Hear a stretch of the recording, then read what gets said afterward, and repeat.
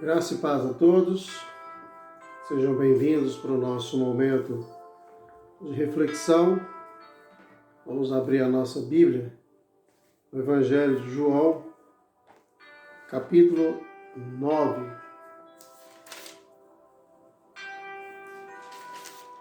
Evangelho de João, capítulo 9.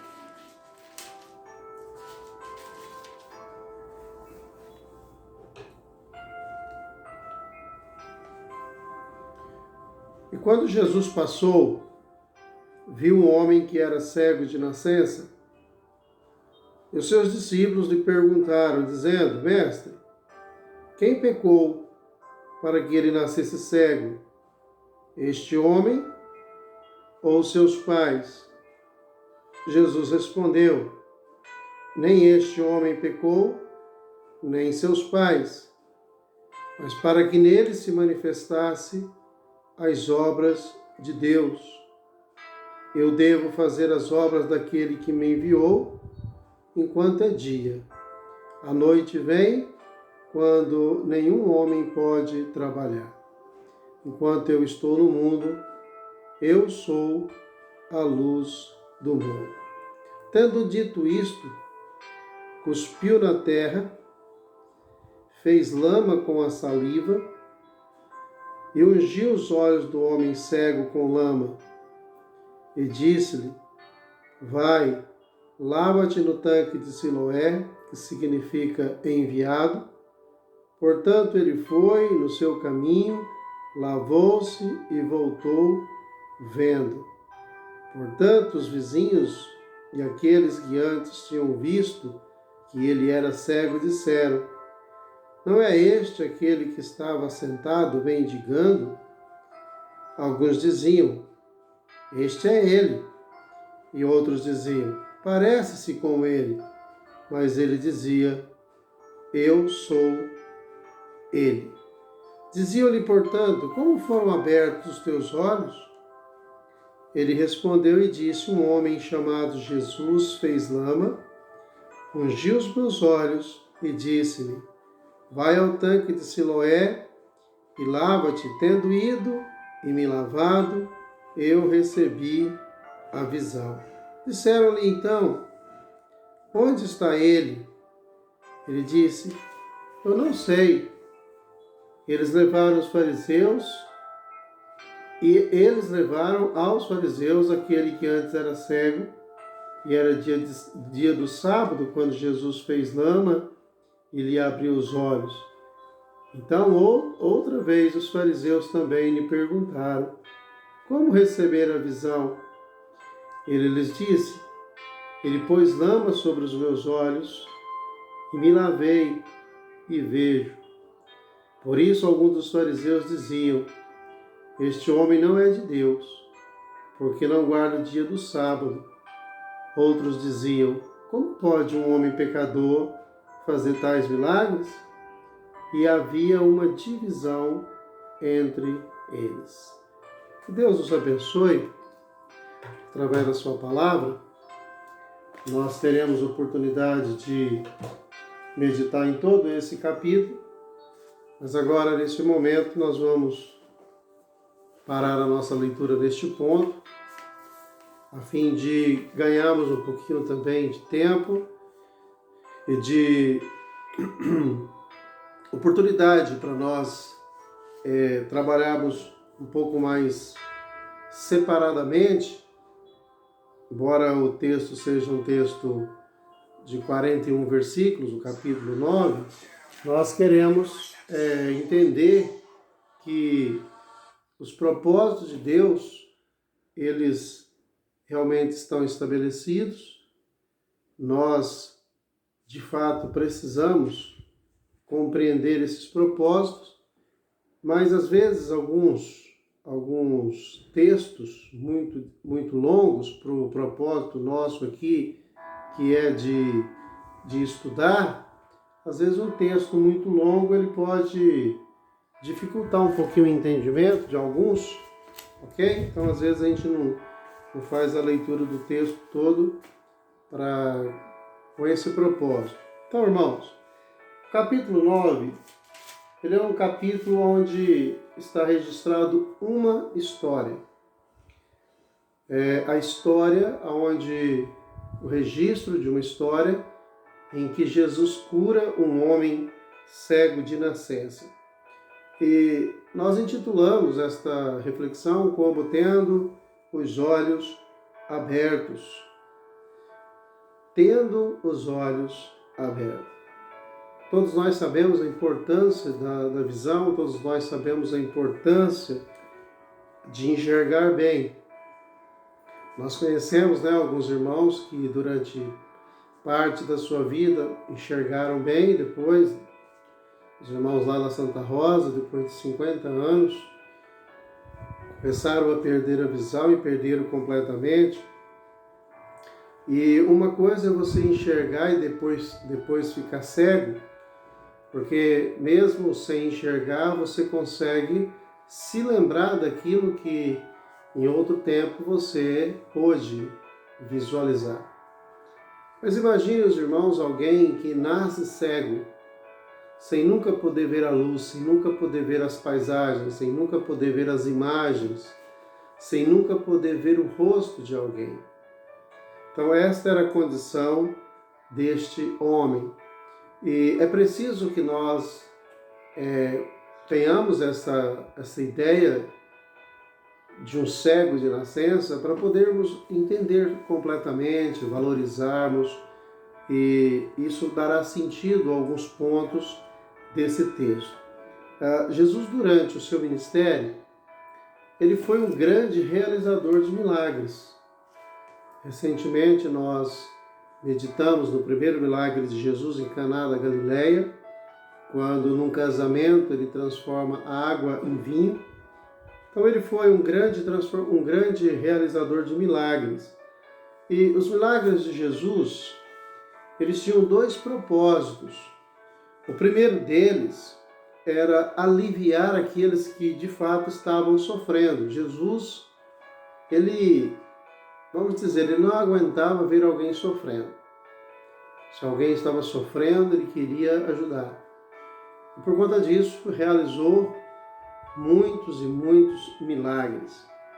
Mas os milagres também, eles tinham um outro propósito, nós certamente entenderemos, que era uma espécie de credenciamento para que as pessoas pudessem crer em Jesus, para que as pessoas confiassem nele. Através dos seus milagres, isso ajudou para que as pessoas ficassem admiradas com o seu poder, entendessem que não era uma pessoa qualquer que poderia fazer aquilo, logo dariam mais atenção àquilo que ele tinha para falar e certamente creriam. Irmãos, muitas pessoas foram até Jesus por conta dos seus milagres, mas os milagres serviram apenas como uma atração para que eles fossem até Jesus, porque tão logo conheceram a Cristo, eles então já não estavam tão impressionados com o milagre, mas agora impressionados com o próprio Cristo, o realizador daqueles milagres. E aqui nesta passagem, irmãos, nós temos exatamente a cura de um cego, de um homem cego de nascença, um homem que nunca viu a luz do dia. E este, depois de curado fisicamente, ele também teve a oportunidade de ser curado espiritualmente, porque ele não apenas passou a enxergar fisicamente, mas ele também passou a enxergar espiritualmente, porque existem também dois tipos de cegueira. Poderíamos classificar que a primeira cegueira é a física, quando há uma incapacidade de podermos enxergar, mas também há a cegueira espiritual, quando também não conseguimos enxergar espiritualmente falando. Embora nós estamos classificando dois tipos de cegueira, vocês poderiam pensar, mas existem outros, mas esses outros estão relacionados. Ou está relacionado ao problema físico ou está relacionado ao problema espiritual. Por exemplo, já disseram que o maior cego é aquele que não quer enxergar. Muitas pessoas estão, às vezes, diante de fatos, diante de verdades, mas se recusam a acreditar naquilo. Isso é uma espécie de cegueira que está relacionada ou espiritualmente ou fisicamente. Então, de fato, nós endossamos isto aqui: o maior cego é aquele que realmente não quer enxergar. Jesus disse: a luz veio ao mundo, mas os homens amaram mais as trevas. Eis o exemplo daqueles que não querem enxergar. A luz veio ao mundo. A Bíblia fala que Jesus veio para os que eram seus e os seus não receberam. Os judeus não reconheceram Jesus Cristo como o Messias, o enviado de Deus. E não reconheceram porque falta de visão espiritual. Não conseguiam ver em Jesus o próprio Deus, o Filho de Deus. E nós vimos que muitos outros, alheios às promessas, viram Jesus e creram nele. Eu sempre tenho chamado a nossa atenção para o fato daqueles dois ladrões na cruz, aonde os dois que estavam sendo condenados pelos mesmos crimes, talvez tinham passado pela mesma escola do crime, os mesmos costumes, mas esses dois homens, quando colocados diante de Jesus, cada um tinha uma visão diferente de Jesus. Um olhava para Jesus com descrédito, com desconfiança e o desafiava a provar se de fato ele era o Filho de Deus. Mas o outro olhava para Jesus com humildade e reconhecia que ele era Senhor, e ele então clama a Jesus para que se lembre dele quando estivesse no seu paraíso, no seu reino. Então, olha que interessante, maneiras diferentes, né, de ver a mesma pessoa, de olhar para a mesma pessoa. E aqui nesse capítulo, irmãos, para que nós possamos entender melhor, nós poderíamos olhar então esta história em alguns estágios. Eu acho que esquadrinhar sempre é uma maneira que nos ajuda a entender melhor. Colocar em grupos, em quadros, em partes, nos ajuda. Separar porções menores do texto, olhar uma de cada vez. Depois de olhar uma de cada vez, nós teremos uma visão panorâmica, mais detalhada ou geral daquilo que nós estamos estudando. Então, vamos olhar assim, vamos tentar entender esse texto, buscando olhar por alguns estágios, né? Podemos olhar em estágios que vão progredindo e assim o entendimento vai aumentando. Lá em Provérbios, capítulo 4, versículo 18, Salomão fala assim: mas a vereda do justo é como a luz da aurora, que vai brilhando mais e mais até ser dia perfeito. Quando nós estamos no meio da noite, nós sabemos que uma hora ou outra vai clarear. Quando chega de madrugada, que começa os primeiros raios do sol, começa a clarear, ainda a luminosidade não é perfeita, mas a cada minuto que passa, ela vai aumentando até ser dia perfeito, como diz a Bíblia. Então, quando nós estamos estudando, é assim. Nós vamos progredindo, entendendo de cada vez um pouquinho mais, até conseguirmos entender de um modo melhor. Eu falei em alguns vídeos anteriores que algumas pessoas acham que nós estudamos muito a Bíblia. Eu acredito, como eu disse, que nós estudamos pouco, deveríamos estudar mais.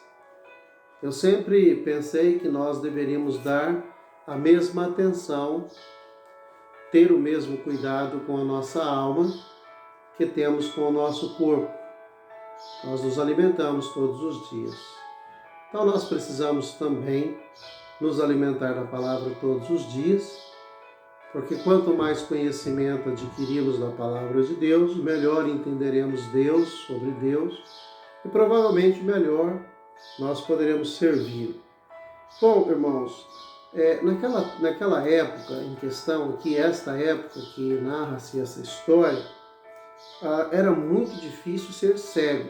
Se é difícil ser cego hoje, com toda a tecnologia, com todos os auxílios, imagina como era naquela época. Hoje é possível um cego trabalhar, hoje é possível um cego ter uma vida ativa, mas naquele tempo não era esta a situação. E segundo o versículo 8, talvez a única coisa que um cego pudesse fazer era ir para as sarjetas para mendigar, para pedir esmolas. E é o que estava acontecendo com este homem aqui.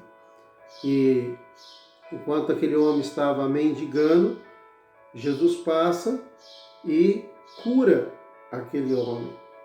E ao curar aquele homem da sua cegueira, isso desencadeou um grande problema, porque foi num sábado e Jesus ele era muito fiscalizado, Jesus era muito perseguido pelos fariseus.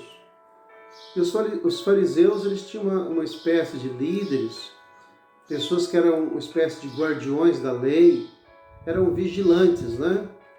Como os vigilantes sanitários, eles eram vigilantes da lei. E eles rodavam a cidade, eles observavam os costumes das pessoas para ver se flagrava alguém desobedecendo às leis. Então o tempo todo estava olhando para Jesus, o tempo todo fiscalizando a vida de Jesus e tudo aquilo que Jesus fazia, principalmente quando era no dia de sábado, tinha uma repercussão enorme. E Jesus, eu não sei se isso para justamente provocar essa reação, mas muitos dos seus milagres, muitas das suas ações foram em dia de sábado. Nós sabemos que Jesus queria ensinar para os judeus que ele era Senhor do sábado, que o sábado não era mais importante do que ele também, o fazer o bem para aquelas pessoas que estavam precisando. Mas os fariseus não entendiam e eles continuavam perseguindo Jesus. Então, os discípulos, eles não viram aquele homem como alguém digno de misericórdia, os próprios discípulos de Jesus. Eles não viram que aquele homem ele era digno de misericórdia, mas ao olhar para aquele homem cego de nascença, eles aproveitaram, irmãos, para olhar para aquele homem como se ele fosse um tema teológico, uma discussão teológica. Então, eles perguntam para Jesus, por que este homem é cego? Ele é cego porque ele próprio pecou, ou ele é cego porque os seus pais pecaram? Interessante que a pergunta ela é até um pouco sem sentido. Eu até acredito que se eles tivessem apenas perguntado para Jesus se aquele homem era cego porque os seus pais pecaram, seus antepassados pecaram, eu até entenderia melhor.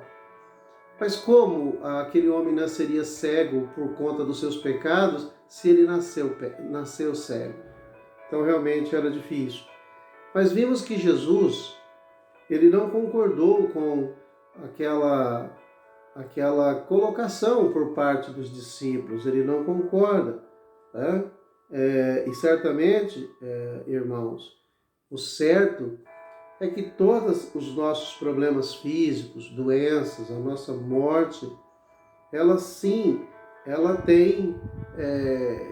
é causa, né, dos nossos pecados. Os nossos pecados é que causa todas essas coisas, porque o salário do pecado é a morte. Mas nós não temos autoridade.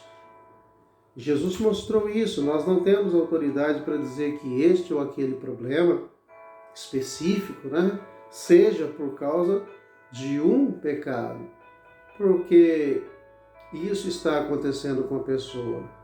Nós não temos autoridade, pode até ser que seja, mas nós não temos autoridade para dizer que é por conta de pecado. Nesse caso em específico, Jesus disse que não era. O fato daquele homem ser cego não era porque os pais tinham pecado, não era porque ele tinha pecado. Então, existem coisas que somente Deus sabe o porquê E somente Deus usa isso para glorificar o seu próprio nome. Então aqui no original o texto se encontra exatamente assim, irmão, sem separação. Nem ele pecou, nem seus pais, mas para que se manifestem nele as obras de Deus, é necessário que eu faça as obras daquele que me enviou enquanto é dia. Então, na resposta de Jesus, ele disse que aquele homem, ele havia nascido cego para que Deus fosse glorificado. Jesus está dizendo literalmente, este homem nasceu cego para que hoje eu o curasse e o nome de Deus fosse glorificado. Então, de uma discussão de um tema teológico, Jesus lhes dá uma lição, não é mais uma discussão, mas é agora que é um conceito aprendido, ensinado, sobre algo tão importante. Deus tem os seus propósitos. E muitas coisas que acontecem, não é porque o homem quis ou porque o homem é responsável, mas é porque havia nisso um propósito de Deus. Jesus então usou um método bem diferente para curar este homem.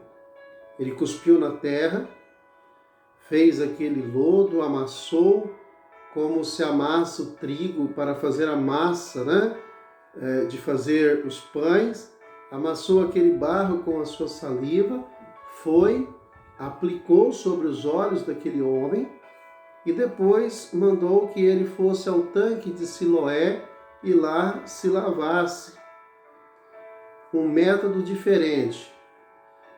Embora Jesus tenha curado muitos cegos, ele sempre usava métodos diferentes. Ele não agia ou não fazia da mesma maneira.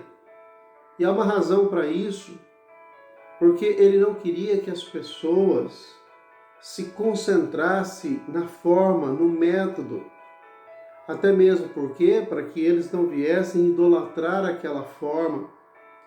Talvez, irmãos, se de fato estivéssemos concentrados na forma, seria possível até hoje, como algumas pessoas ignorantes fazem, seria possível cuspirmos as igrejas evangélicas, os seus líderes, os seus falsos líderes poderiam cuspir no chão, fazer barro, passar nos olhos das pessoas para dizer que Jesus também fez assim. Mas o poder não estava no barro e no cuspe, mas o poder estava no próprio Jesus, na sua deidade. Ele era Deus, ele é Deus e tem poder para curar. Mas ele usa uma forma, e particularmente eu acredito que a forma era usada apenas para chamar a atenção, a forma era usada apenas para servir como uma ilustração, para simbolizar algo para nós. Não que a forma poderia ter qualquer efeito sobre aquilo que ele queria realizar.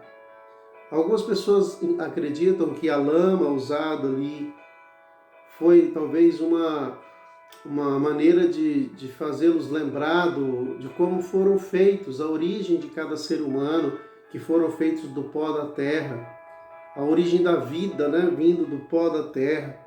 A lama talvez serviria também como um incômodo nos olhos, irritados pela lama. Então, isso levaria a obedecer o segundo passo que Jesus passou para ele, que era: vai ao tanque de Siloé e se lava. Muitas vezes somos incomodados, Deus permite que coisas nos incomodam, para que então nós possamos obedecer a sua palavra. A Bíblia diz: se hoje ouvires a voz do Espírito, não endureça o seu coração. Então, se hoje Deus está falando ao seu coração, simbolicamente usado aqui como barro nos olhos, isso está te irritando. Você então precisa aproveitar este momento para obedecer a Deus. Mas considere, o poder não estava na forma, o poder não estava nos elementos usados, mas o poder estava na sua autoridade. Ele é Deus e Ele pode curar os enfermos. Então nós podemos ver aqui que os fariseus, eles levantaram então aqui uma questão. Seria aquele homem mesmo cego que vivia a mendigar? Então eles questionam, né? Jesus está dizendo que curou esse homem. Mas será que nós estamos falando do mesmo homem? Será se esse homem que agora está diante de nós enxergando era aquele homem que estava mendigando? Aqueles líderes religiosos, irmãos, eles não queriam aceitar que Jesus havia feito aquele milagre. Eles não concordavam. Eles não queriam admitir. Então eles vão fazer de tudo para desqualificar o milagre de Jesus. É impressionante como tem pessoas que são do contra. É impressionante como tem pessoas que, mesmo diante das evidências, fazem de tudo para desqualificar. É tão bom, eu tenho falado isso para os irmãos, admitirmos aqueles que ministram dentro de nós. Usei recentemente a história de João Batista e Jesus. Quando João fica felicíssimo em saber que Jesus ele está crescendo e que ele está diminuindo. Devemos ficar felicíssimos em saber que existem pessoas que estão glorificando o nome do nosso Deus, que estão cooperando para a honra e a glória do seu nome. Os fariseus não queriam glória para Deus. Os fariseus queriam atenção para eles. Há tantos religiosos assim, que no fundo não estão querendo promover glória para Deus, mas estão de alguma forma querendo glória para eles, querem ser notados, querem ser observados, querem ser reconhecidos. Então se reconhece, se o povo reconhece que Jesus fez aquele milagre, os fariseus não teriam nenhum mérito diante disso, eles não teriam nenhuma participação nisso. Então eles vão fazer de tudo para desqualificar, eles vão fazer de tudo para fazer com que as pessoas não creiam, não aceitem, não admitam que o milagre realmente foi feito por Jesus. Então, é uma boa maneira de fazer isso, seria provando que aquele homem não era o mesmo. Se eles conseguem provar, então eles derrotariam Jesus. Colocaria Jesus como um mentiroso, colocaria Jesus como um charlatão, colocaria Jesus como um falso Messias. Então eles vão tentar, primeiramente, provar que aquele homem não era o mesmo. Então eles começam uma espécie de uma sessão de interrogatórios. Primeiro eles perguntam, e eles perguntam por 4 vezes, como se deu essa cura? E, embora eles obtivessem respostas, eles não se davam por satisfeitos. 4 vezes eles perguntam. Olha aí, no versículo 10, eles perguntam, diziam-lhe, portanto, como foram abertos os teus olhos? Versículo 15. Então, outra vez, os fariseus também lhe perguntaram, como receberam a visão? Depois, no versículo 19, eles novamente perguntam, é este o vosso filho, que dizeis ter nascido cego? Como, pois, agora ele vê? E no versículo 26, e tornaram a dizer-lhe, o que ele te fez? Como ele abriu os teus olhos? Então, 4 vezes, eles interrogam, e eles querem ter a certeza de que aquele homem era de fato aquele cego a mendigar, que durante toda a sua vida esteve ali, todos o conheciam. Eles queriam realmente saber se ele era a mesma pessoa. Perguntou para ele, depois para os seus pais, depois para ele de novo. Primeiro os líderes perguntam para o cego. Ele diz, não sou eu mesmo, eu sou aquele. Vão então e perguntam para o pai, este é teu filho? E os pais dizem, sim, este é o nosso filho. O que estava cego agora está enxergando, é o nosso filho. Eles voltam novamente agora, eles vão perguntar para o filho sobre mais pressão sobre juramento e ele então novamente reitera ser a mesma pessoa. Os fariseus queriam se livrar das evidências e o povo, com medo, não queriam se comprometer falando a verdade. Para os fariseus, admitir que Jesus fez aquele milagre e ainda num dia de sábado seria uma grande derrota para eles, porque eles defendiam ferreamente o sábado. Diziam que fazer qualquer coisa, qualquer trabalho no sábado era um grande pecado. Então, se eles admitem que Jesus fez um milagre, mesmo sendo no sábado, isso estava tudo bem, isso realmente iria contra tudo aquilo que eles ensinavam, porque na verdade eles deveriam estar preocupados não perguntando como o milagre foi feito, mas eles deveriam estar preocupados sim com quem fez o milagre. Não importa para nós como foi feito, importa para nós quem é que fez. Muitas pessoas estão brigando por causa de doutrina de salvação. Não importa como Deus nos salvou, não importa o que levou Deus a nos salvar, importa que Ele nos salvou, que Jesus morreu para a nossa salvação. Então nós também somos assim.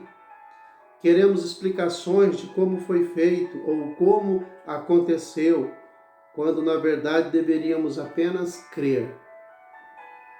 Crer, descansar, agradecer por aquilo que Deus tem feito. Quando Jesus estava conversando com Nicodemos queria saber de Jesus como que ele poderia voltar ao ventre da sua mãe, sendo já velho. Jesus apenas disse que ele precisava nascer de novo. E ele, por não ter entendido, começou a querer mais e mais explicações. Em João capítulo 6, versículo 52, eles perguntam: como pode este dar-vos a comer a sua própria carne? Quando Jesus simbolicamente estava falando que aquele que não comesse da sua carne, não bebesse do seu sangue, não teria participação com ele. Então, eles realmente não se preocupam com aquilo que realmente deveria. Então eu quero terminar a nossa reflexão de hoje, porque depois nós vamos continuar meditando nesse texto, dizendo para você, para que você não fique preocupado e querendo explicações de como, mas esteja sim preocupado e agradecido e pronto a glorificar aquele que tem feito tanto por nós. Deus nos amou ao ponto de ter dado o seu Filho para morrer em nosso lugar. Não tente desqualificar aquilo que Deus faz. Deus está agindo poderosamente na minha e na sua vida. Deus está agindo poderosamente no mundo. Tudo está sob o seu controle porque Ele é Deus. Aquietai-vos e sabei que Ele é Deus. Amém? Deus te abençoe através da sua palavra. Fiquem com Deus, fiquem em paz.